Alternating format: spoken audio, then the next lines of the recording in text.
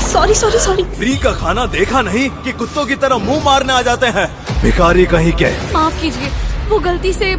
गलती तो उसने की जिसने तुम्हें अंदर आने दिया। सिक्योरिटी, बाहर कर दो इन्हें। अगले ही पल 2 सिक्योरिटी गार्ड्स ने शनाया और उसकी दोस्त प्रिया को बाहर फेंक दिया। शनाया ने पलटकर देखा तो तेज रफ्तार से आती एक चमचमाती काली गाड़ी उसकी तरफ बढ़ रही थी।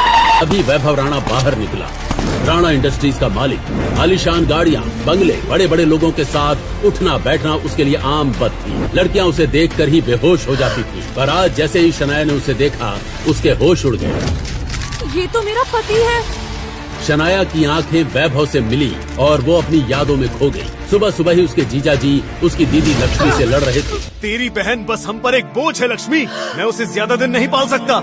बचपन में माँ बाप को खोने के बाद शनाया का सहारा उसकी बड़ी बहन लक्ष्मी ही थी, पर उसका पति शनाया से नफरत करता और हर दिन उसे ताने मारता या कभी कभी लक्ष्मी पर भी हाथ उठाता। पर अब शनाया के लिए ये सब हद पार कर चुका था। मेरी वजह से दीदी को ये सब मत बोलिए जीजा जी। आपको इतनी दिक्कत है तो मैं ये घर छोड़कर चली जाऊंगी। शनाया गुस्से में कहीं इस बात को पूरा करने के लिए जल्दी से अपनी स्कूटी पर बैठी और घर से निकल गई। पर वो कहाँ जाएगी, क्या करेगी, यही सवाल उसके मन में चल रहे थे। तभी उसने देखा कि एक बूढ़ी दादी सड़क के बीच खड़ी है और एक ब्लैक SUV उनकी तरफ बढ़ रही है। मुझे उन दादी को बचाना होगा। शनाया ने सोचा और अपनी जान जोखिम में डालकर उन दादी को बचा लिया। तब उसने तुरंत उन्हें सड़क के किनारे बैठा दिया। दादी, आप ठीक तो है ना?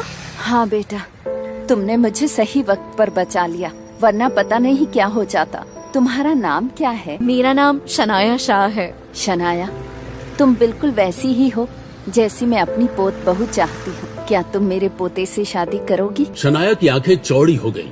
वो दादी जो उससे अभी अभी मिली थी, अचानक उसे अपने पोते से शादी करने को कह रही थी। वो हंसने लगी। आप कहाँ जा रही दादी? मुझे राणा इंडस्ट्रीज जाना है। चलिए, मैं आपको छोड़ देती हूँ। शनाया ने उन्हें स्कूटी पर बिठाया और आगे बढ़ गई। पूरे रास्ते दादी अपने पोते की तारीफों के पुल बांधने लगी। जब उसने उन्हें राणा इंडस्ट्री के बाहर उतारा, तब दादी ने उससे कहा, मेरा पोता इसी बिल्डिंग में काम करता है। वो अभी तक सिंगल है। अगर तुम उसकी जिंदगी में आओगी तो उसकी जिंदगी संवर जाएगी। तुम मेरा नंबर ले लो, अगर तुम्हें लगे तो मुझे बता देना। शनाया ने दादी का नंबर लिया और वो वहाँ से निकल गई। तब दादी अपने पोते वैभव से मिलने गई, जिसके कैबिन से अभी अभी एक लड़की रोते हुए बाहर निकल रही थी। एक और लड़की को रुला दिया वैभव? तब वैभव ने गुस्से से दादी को देखा। और क्या करूं दादी, ये सारी लड़कियां मेरे पैसों के पीछे पागल हैं। किसी एक को भी प्यार नहीं चाहिए। तभी उसके दादी के चेहरे पर एक मुस्कान आ गई। मैंने आज तेरे लिए एक लड़की पसंद की है। इसे पैसा नहीं, बस तेरा प्यार चाहिए। दादी ने इतना कहते हुए वैभव को शनाया की एक तस्वीर पकड़ा दी। नाम क्या है इसका? शनाया शाह। वैभव बड़े ध्यान से शनाया की तस्वीर देख रहा था और सोच रहा था इस वक्त शनाया कहाँ होगी। वहीं शनाया अपने घर पहुंची तो बाहर से ही उसे अपने जीजाजी के चिल्लाने की आवाज आने लगी। बस अब बहुत हो गया लक्ष्मी, अगर तेरी बहन कल से इस घर में रही तो तू मेरा मरा हुआ मुंह देखेगी। शनाया को लक्ष्मी के रोने की आवाज साफ साफ सुनाई दे रही थी। तब उसने तुरंत अपना फोन निकाला। दादी, मैं आपके पोते से शादी करने को तैयार हूँ। कल सुबह कोर्ट में मिलूंगी। उसकी आंखों में आंसू थे, पर ये सुनकर दादी खुशी के मारे फूली नहीं समाई। हाँ हाँ जरूर। और उन्होंने तुरंत वैभव को सब बता दिया। तब वैभव उनकी बात सुनकर हंसने लगा। आप बहुत भोली हैं दादी। एक रास्ते चलती लड़की आपको बेवकूफ बना गई और आप समझ भी नहीं पाई। लेकिन शनाया ऐसी नहीं है वैभव।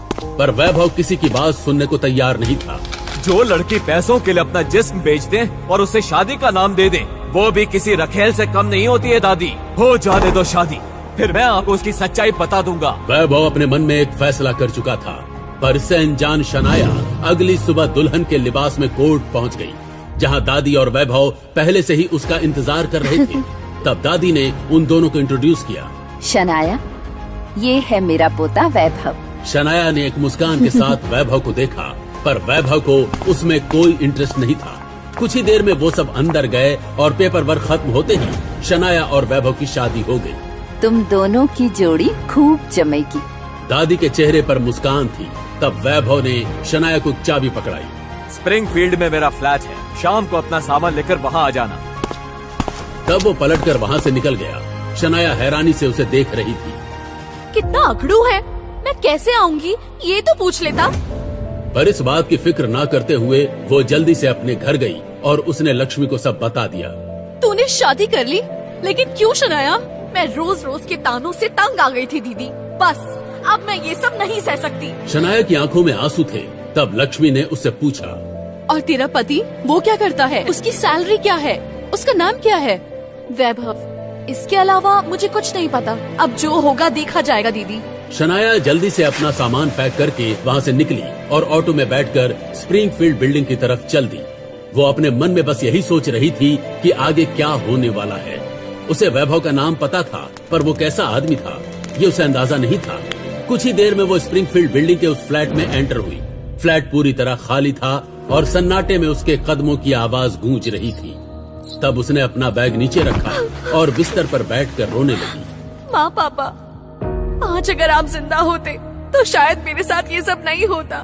काश आप। शनाया अपनी बात पूरी करती इससे पहले उसका फोन बजने लगा। हेलो शनाया, कहाँ है तू? सामने प्रिया थी। शनाया ने जवाब देने से पहले अपने आंसू पोंछ लिए। मैं बाहर हूँ, बोल। तब प्रिया ने उसे उस पार्टी का बताया था और शनाया ने एक बार में ही हाँ कह दी थी। अब जब वो वैभव को अपने सामने देख रही थी तो उसे विश्वास नहीं हो रहा था। शनाया, ये तो क्या कह रही है? वैभव राणा तेरा पति? तू ठीक तो है ना? वैभव ने एक बार शनाया को देखा और फिर मुस्कुराकर वहाँ से चला गया। तब शनाया प्रिया की तरफ पलटी। मैं सच कह रही हूँ, आज सुबह ही मेरी इससे शादी हुई है। प्रिया कुछ भी समझती इसके पहले ही शनाया उठी और वहाँ से चली गई। वहीं पार्टी के अंदर सब वैभव से मिलने के लिए बेचैन थे। तभी उसका सेक्रेटरी विक्रांत उसके पास आया। सर, आपको कुछ दिखाना है। इतना कहते हुए उसने कुछ तस्वीरें वैभव को दे दी। उन तस्वीरों को देखते ही वैभव आग बबूला हो गया। वो तुरंत मुड़ा और पार्टी से बाहर निकल गया। आखिर क्या था उन तस्वीरों में? वहीं दूसरी ओर जब शनाया अपने घर पहुंची तो गुस्से में चक्कर लगाने लगी।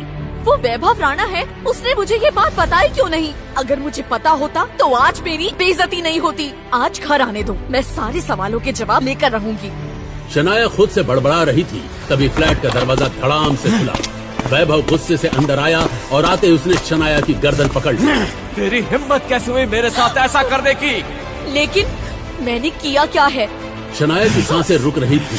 तब वैभव ने तुरंत अपने कोट में से कुछ तस्वीरें निकाली और उन्हें शनाया को दिखाया।